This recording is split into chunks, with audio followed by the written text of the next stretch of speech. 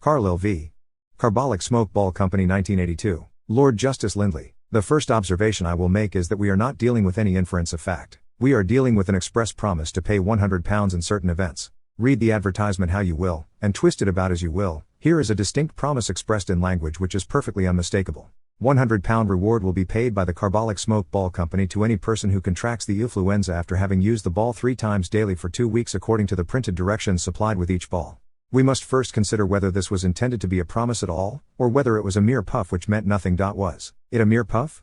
My answer to that question is no, and I base my answer upon this passage. £1,000 is deposited with the Alliance Bank, showing our sincerity in the matter. Now, for what was that money deposited or that statement made except to negative the suggestion that this was a mere puff and meant nothing at all? The deposit is called in aid by the advertiser as proof of his sincerity in the matter, that is, the sincerity of his promise to pay this £100 in the event which he has specified. I say this for the purpose of giving point to the observation that we are not inferring a promise. There is the promise, as plain as words can make it. Then it is contended that it is not binding. In the first place, it is said that it is not made with anybody in particular. Now that point is common to the words of this advertisement and to the words of all other advertisements offering rewards. They are offers to anybody who performs the conditions named in the advertisement, and anybody who does perform the condition accepts the offer. In point of law, this advertisement is an offer to pay £100 to anybody who will perform these conditions, and the performance of the conditions is the acceptance of the offer. That rests upon a string of authorities, the earliest of which is Williams v. Carwadine 4b. Ad. 621, which has been followed by many other decisions upon advertisements offering rewards. But then it is said, supposing that the performance of the conditions is an acceptance of the offer, that acceptance ought to have been notified. Unquestionably, as a general proposition, when an offer is made, it is necessary in order to make a binding contract, not only that it should be accepted, but that the acceptance should be notified. But is that so in cases of this kind? I apprehend that they are an exception to that rule, or, if not an exception, they are open to the observation that the notification of the acceptance need not precede the performance. This offer is a continuing offer. It was never revoked, and if notice of acceptance is required, which I doubt very much, for I rather think the true view is that which was expressed and explained by Lord Blackburn in the case of Brogden v. Metropolitan Rye Company 2 App. Cass. 666, 691. If notice of acceptance is required, the person who makes the offer gets the notice of acceptance contemporaneously with his notice of the performance of the condition. If he gets notice of the acceptance before his offer is revoked, that in principle is all you want. I, however, think that the true view, in a case of this kind, is that the person who makes the offer shows by his language and from the nature of the transaction that he does not expect and does not require notice of the acceptance apart from notice of the performance. We, therefore, find here all the elements which are necessary to form a binding contract enforceable in point of law, subject to 2 observations. First of all, it is said that this advertisement is so vague that you cannot really construe it as a promise, that the vagueness of the language shows that a legal promise was never intended or contemplated. The language is vague and uncertain in some respects, and particularly in this, that the £100 is to be paid to any person who contracts the increasing epidemic after having used the balls 3 times daily for 2 weeks. It is said, when are they to be used? According to the language of the advertisement, no time is fixed, and, construing the offer most strongly against the person who has made it, one might infer that any time was meant. I do not think that was meant, and to hold the contrary would be pushing too far the doctrine of taking language most strongly against the person using it. I do not think that business people or reasonable people would understand the words as meaning that if you took a smoke ball and used it 3 times daily for 2 weeks you were to be guaranteed against influenza for the rest of your life, and I think it would be pushing the language of the advertisement too far to construe it as meaning that. But if it does not mean that, what does it mean? It is for the defendants to show what it does mean, and it strikes me that there are 2, and possibly 3, reasonable constructions to be put on this advertisement, any one of which will answer the purpose of the plaintiff. Possibly it may be limited to persons catching the increasing epidemic, that is, the then prevailing epidemic, or any colds or diseases caused by taking cold, during the prevalence of the increasing epidemic. That is one suggestion, but it does not commend itself to me. Another suggested meaning is that you are warranted free from catching this epidemic, or colds or other diseases caused by taking cold, whilst you are using this remedy after using it for 2 weeks. If that is the meaning, the plaintiff is right, for she used the remedy for 2 weeks and went on using it till she got the epidemic. Another meaning, and the one which I rather prefer, is that the reward is offered to any person who contracts the epidemic or other disease within a reasonable time after having used the smoke ball. Then it is asked, what is a reasonable time? It has been suggested that there is no standard of reasonableness, that it depends upon the reasonable time for a germ to develop. I do not feel pressed by that. It strikes me that a reasonable time may be ascertained in a business sense and in a sense satisfactory to a lawyer. In this way, find out from a chemist what the ingredients are, find out from a skilled physician how long the effect of such ingredients on the system could be reasonably expected to endure so as to protect a person from an epidemic or cold, and in that way you will get a standard to be laid before a jury, or a judge without a jury, by which they might exercise their judgment as to what a reasonable time would be. It strikes me, I confess, that the true construction of this advertisement is that £100 will be paid to anybody who uses this smoke ball 3 times daily for 2 weeks according to the printed directions, and who gets the influenza or cold or other diseases caused by taking cold within a reasonable time after so using it. And if that is the true construction, it is enough for the plaintiff. I come now to the last point which I think requires attention, that is, the consideration. It has been argued that this is nudum pactum, that there is no consideration.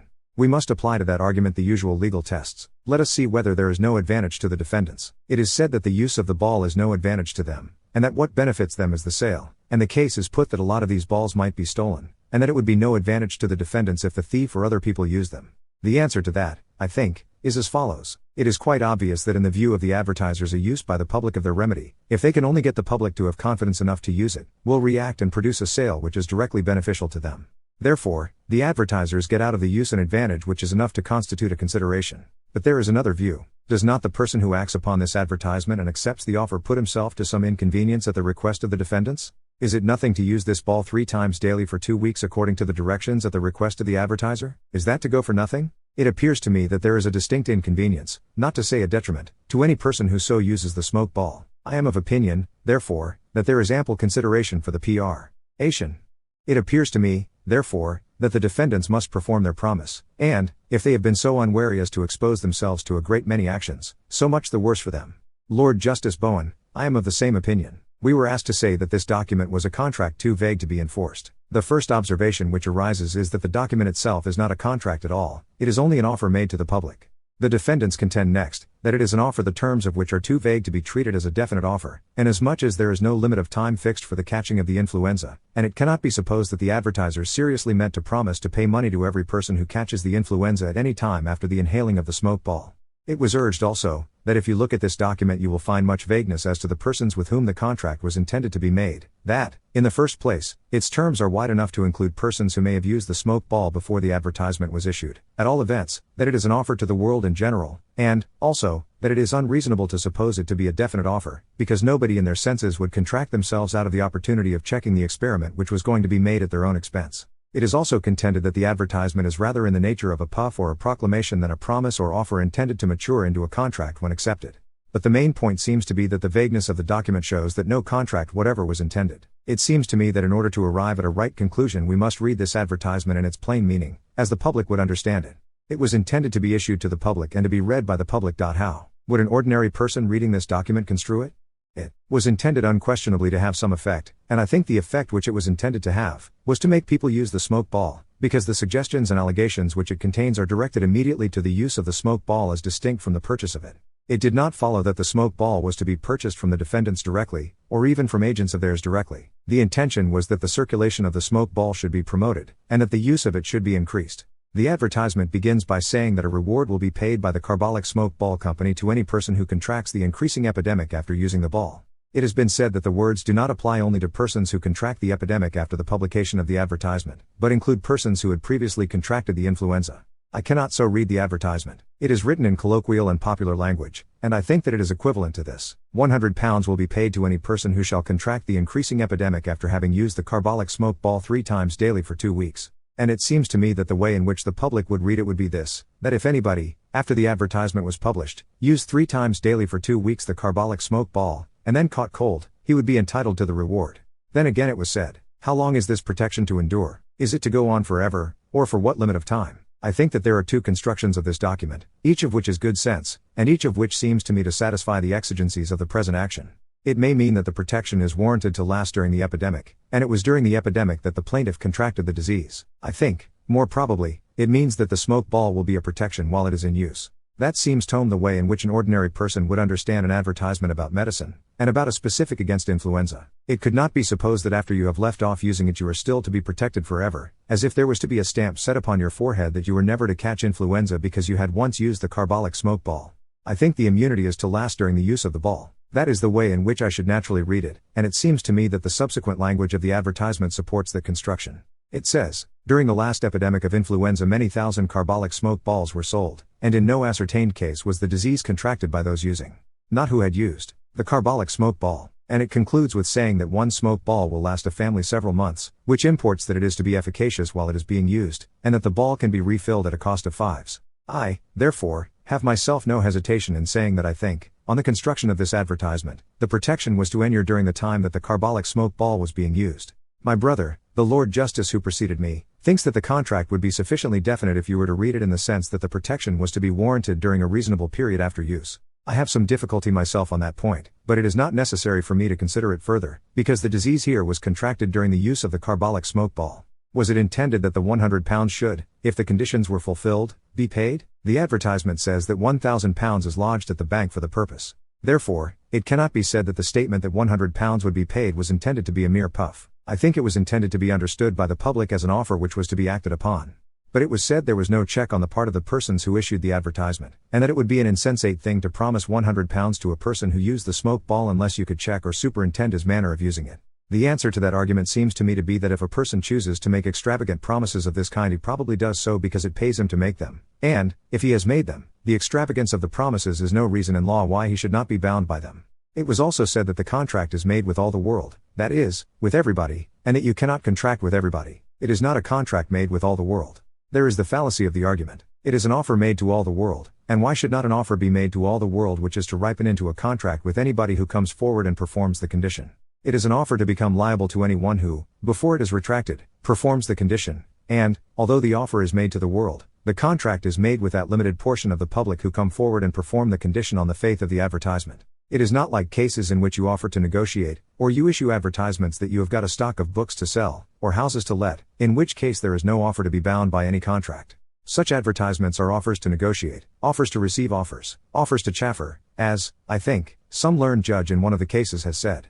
If this is an offer to be bound, then it is a contract the moment the person fulfills the condition. That seems to me to be sense, and it is also the ground on which all these advertisement cases have been decided during the century, and it cannot be put better than in Willis, J.'s, judgment in Spencer v. Harding Law Rep. 5c. p. 561, 563. In the advertisement cases, he says, there never was any doubt that the advertisement amounted to a promise to pay the money to the person who first gave information. The difficulty suggested was that it was a contract with all the world. But that, of course, was soon overruled. It was an offer to become liable to any person who before the offer should be retracted should happen to be the person to fulfill the contract, of which the advertisement was an offer or tender. That is not the sort of difficulty which presents itself here. If the circular had gone on, and we undertake to sell to the highest bidder, the reward cases would have applied, and there would have been a good contract in respect of the persons. As soon as the highest bidder presented himself, says Willis, J., the person who was to hold the vinculum juris on the other side of the contract was ascertained, and it became settled. Then it was said that there was no notification of the acceptance of the contract. One cannot doubt that, as an ordinary rule of law, an acceptance of an offer made ought to be notified to the person who makes the offer, in order that the two minds may come together. Unless this is done, the two minds may be apart, and there is not that consensus which is necessary according to the English law, I say nothing about the laws of other countries, to make a contract. But there is this clear gloss to be made upon that doctrine, that as notification of acceptance is required for the benefit of the person who makes the offer, the person who makes the offer may dispense with notice to himself if he thinks it desirable to do so, and I suppose there can be no doubt that where a person in an offer made by him to another person, expressly or impliedly intimates a particular mode of acceptance as sufficient to make the bargain binding, it is only necessary for the other person to whom such offer is made to follow the indicated method of acceptance, and if the person making the offer, expressly or impliedly intimates in his offer that it will be sufficient to act on the proposal without communicating acceptance of it to himself, performance of the condition is a sufficient acceptance without notification. That seems to me to be the principle which lies at the bottom of the acceptance cases, of which two instances are the well-known judgment of Mellish, L.J., in Harris's case Law Rep. 7 ch. 587, and the very instructive judgment of Lord Blackburn in Brogden v. Metropolitan Rye, Company 2 App. Cass. 666, 691, in which he appears to me to take exactly the line I have indicated. Now, if that is the law, how are we to find out whether the person who makes the offer does intimate that notification of acceptance will not be necessary in order to constitute a binding bargain? In many cases you look to the offer itself. In many cases you extract from the character of the transaction that notification is not required, and in the advertisement cases it seems to me to follow as an inference to be drawn from the transaction itself that a person is not to notify his acceptance of the offer before he performs the condition, but that if he performs the condition notification is dispensed with. It seems to me that from the point of view of common sense no other idea could be entertained. If I advertise to the world that my dog is lost, and that anybody who brings the dog to a particular place will be paid some money, are all the police or other persons whose business it is to find lost dogs to be expected to sit down and write me a note saying that they have accepted my proposal? Why, of course, they at once look after the dog, and as soon as they find the dog they have performed the condition. The essence of the transaction is that the dog should be found, and it is not necessary under such circumstances, as it seems to me, that in order to make the contract binding there should be any notification of acceptance. It follows from the nature of the thing that the performance of the condition is sufficient acceptance without the notification of it, and a person who makes an offer in an advertisement of that kind makes an offer which must be read by the light of that common sense reflection. He does, therefore, in his offer impliedly indicate that he does not require notification of the acceptance of the offer. A further argument for the defendants was that this was a nudum pactum, that there was no consideration for the promise, that taking the influenza was only a condition, and that the using the smoke ball was only a condition, and that there was no consideration at all, in fact, that there was no request, express or implied, to use the smoke ball. Now, I will not enter into an elaborate discussion upon the law as to requests in this kind of controversy. The short answer, to abstain from academical discussion, is, it seems to me, that there is here a request to use involved in the offer. Then as to the alleged one of consideration, the definition of consideration given in Selwyn's Nisi Prius, 8th ed. p. 47, which is cited and adopted by Tyndall, C.J., in the case of Laythorpe v. Bryant 3 Scott, 238, 250, is this: any act of the plaintiff from which the defendant derives a benefit or advantage, or any labor, detriment, or inconvenience sustained by the plaintiff, provided such act is performed or such inconvenience suffered by the plaintiff, with the consent, either express or implied, of the defendant. Can it be said here that if the person who reads this advertisement applies thrice daily, for such time as may seem to him tolerable, the carbolic smoke ball to his nostrils for a whole fortnight, he is doing nothing at all, that it is a mere act which is not to count towards consideration to support a promise, for the law does not require us to measure the adequacy of the consideration. Inconvenience sustained by one party at the request of the other is enough to create a consideration. I think, therefore, that it is consideration enough that the plaintiff took the trouble of using the smoke ball.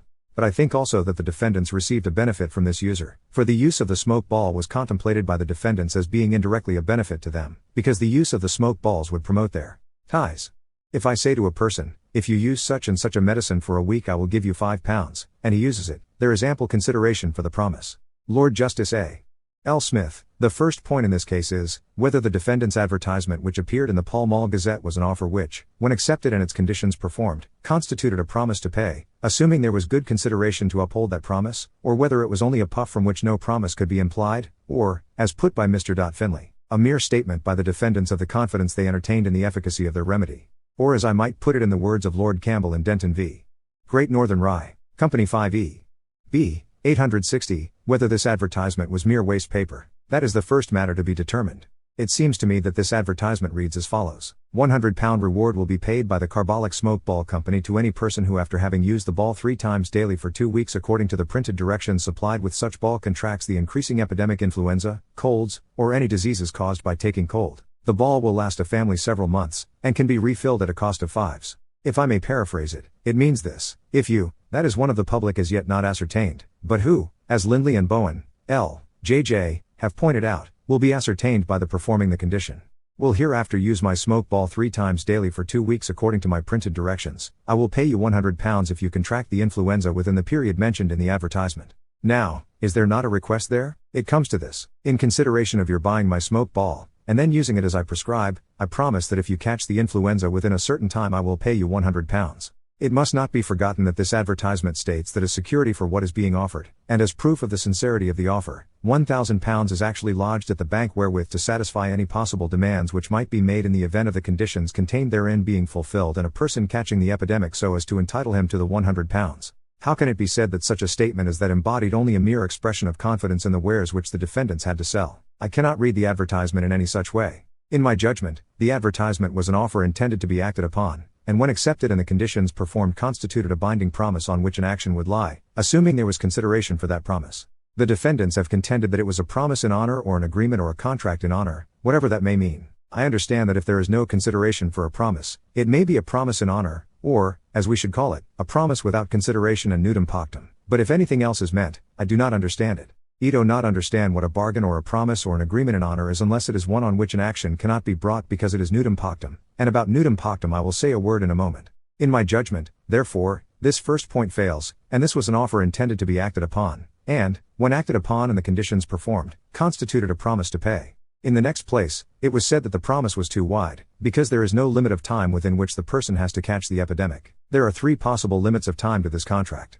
The first is, catching the epidemic during its continuance. The second is, catching the influenza during the time you are using the ball. The third is, catching the influenza within a reasonable time after the expiration of the 2 weeks during which you have used the ball 3 times daily. It is not necessary to say which is the correct construction of this contract, for no question arises thereon. Whichever is the true construction, there is sufficient limit of time so as not to make the contract too vague on that account. Then it was argued, that if the advertisement constituted an offer which might culminate in a contract if it was accepted, and its conditions performed, yet it was not accepted by the plaintiff in the manner contemplated, and that the offer contemplated was such that notice of the acceptance had to be given by the party using the carbolic ball to the defendants before user, so that the defendants might be at liberty to superintend the experiment. All I can say is, that there is no such clause in the advertisement, and that, in my judgment, no such clause can be read into it, and I entirely agree with what has fallen from my brothers, that this is one of those cases in which a performance of the condition by using these smoke balls for 2 weeks 3 times a day is an acceptance of the offer. It was then said there was no person named in the advertisement with whom any contract was made. That, I suppose, has taken place in every case in which actions on advertisement shave been maintained, from the time of Williams v. Carwadine 4b. Ad. 621. And before that, down to the present day. I have nothing to add to what has been said on that subject, except that a person becomes a persona designate and able to sue, when he performs the conditions mentioned in the advertisement. Lastly, it was said that there was no consideration, and that it was nudum pactum. There are 2 considerations here. One is the consideration of the inconvenience of having to use this carbolic smoke ball for 2 weeks 3 times a day, and the other more important consideration is the money gain likely to accrue to the defendants by the enhanced sale of the smoke balls, by reason of the plaintiff's user of them. There is ample consideration to support this pro them. Appeal dismissed.